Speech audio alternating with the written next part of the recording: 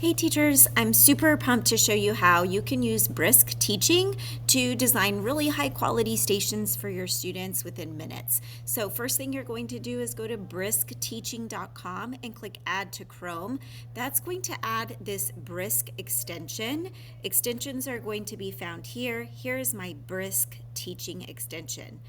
Usually it will just pop up right here at the bottom of any web page, any Google Doc, your Google Slides, any of those to help you design activities for your kids. So if you don't see it pop up, you can simply click on here and click on Brisk Teaching, and then the extension will pop up here. So I wanted to showcase an example of using Nat Geo Kids and creating activities for our students based on the web page. So I'm going to just choose an animal that we're going to highlight. Let's say dung beetles, because who doesn't like a good dung beetle? And what I'm going to do is just kind of showcase to you that this is an article here. And I'm going to ask Brisk to create an activity to go along with this. So I'm going to click on my extension. I'm going to click create. And by the way, I am using the free version right now of Brisk.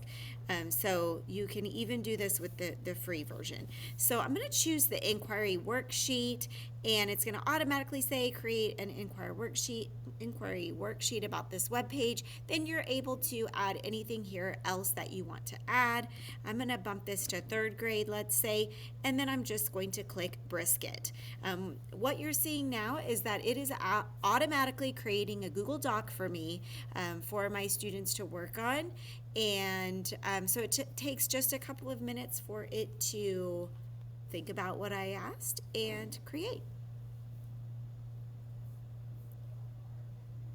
All right, you can see here that now it is creating the activity for me. Some clothes, some multiple choice here, some thinking questions here.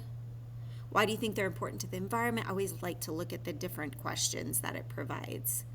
All right, so you can see here that it has created a really quick activity for me to use with my kids.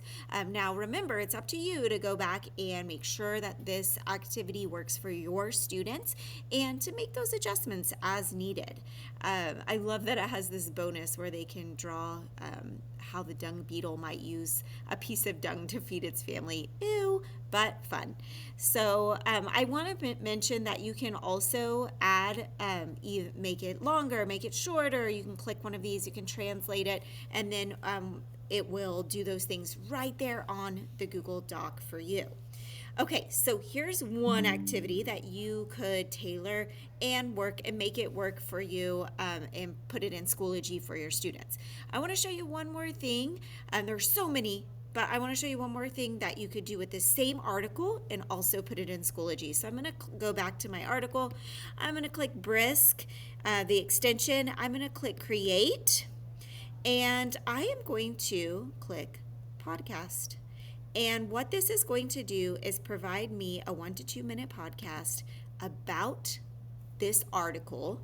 And it's so awesome because it sounds like natural speaking. It sounds like somebody has actually recorded this and is talking to different people talking.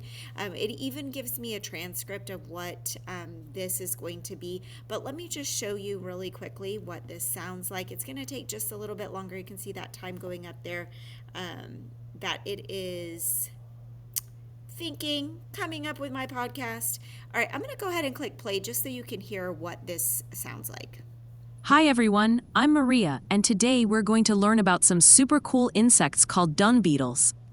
That's right, Maria. Dung beetles might sound gross, but they're actually amazing helpers in nature. So I love this. You can see how they're using the article here to design this podcast of 2 people talking. Beautifully done. I'm going to click download. And once I download that, now I can upload that into Schoology with this activity so that my students have both the podcast and this to work from.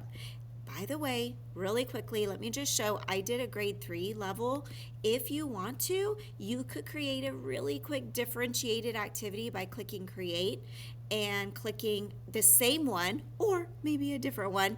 I'm going to click with the same one, and I am just going to change the grade level here. I could go all the way up to 5th, let's say, and I'm going to click Brisket, and now it's going to create another activity for me, but this time at that higher level, which is really awesome because this allows me to differentiate so quickly and to reach each one of my students in what they need. So you can definitely see the difference in what the students are doing here versus what the students are doing here for the 3rd grade version. So hope this helps with your station planning.